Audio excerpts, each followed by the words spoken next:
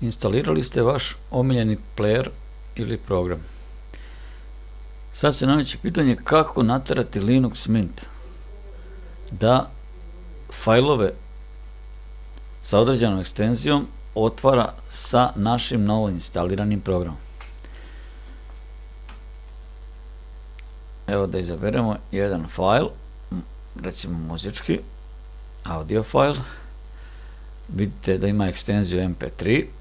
Kad bi kliknuli dvoklikom, on bi se otvorio sa Amarok playerom, jer je taj player podrazumevan i dolazi sa instalacijom Minta. Mi želimo, recimo instalirali smo SM player i želimo da nam SM player otvori audio fajlove. To možemo na dva načina. Prvi način, recimo, kliknemo desnim klikom na fajl koji želimo otvoriti, pa onda idemo na opciju Open with i ovdje izaberemo SM player. I sad vidimo da je SM player otvorio ovaj fajl. Međutim, naš je cilj da dvoklikom otvaramo ovaj fajl SM playerom, što znači da podesimo tako da SM player bude defaultni ili podrazumevani umjesto Amarok playera. To možemo na ovaj način. Klik na kick dugme, zatim idemo na tab System Settings, na sljedećem prikazu idemo na tab File Associations.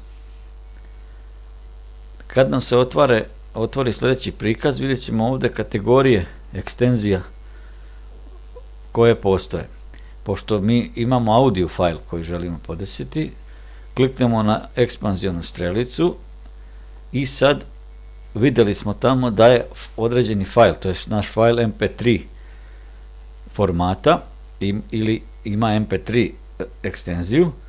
Nađemo tu ekstenziju, dobro, u ovom slučaju to je mpeg ekstenzija. Kliknemo na tu ekstenziju i sad vidimo ovdje dole playere koje imamo instalirane na sistemu.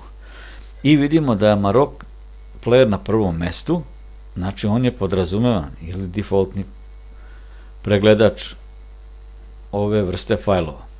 Mi želimo da to bude naš SM player koji je trenutno na posljednjem mjestu.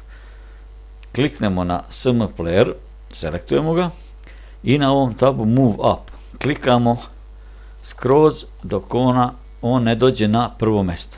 Kad smo ga doveli na prvo mjesto, sad je on automatski podrazumevani player za mp3 fajlove. To sad zapamtimo, znači Applay.